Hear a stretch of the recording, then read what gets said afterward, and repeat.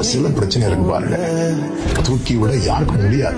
நமக்கு நெருங்கின உறவுகள் கூட நம்மை சுற்றி நின்று வேடிக்கை தான் பார்ப்பார்கள். அந்த இடத்துல ஒரு வித்தியாசமானவர்.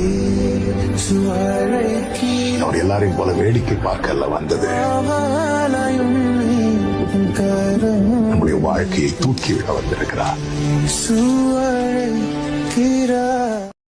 மேகம் போன்று கஷ்டங்கள் வந்தாலும் கருத்துடன் உன்னை காத்திடவே இயேசு அழைக்கிறார்,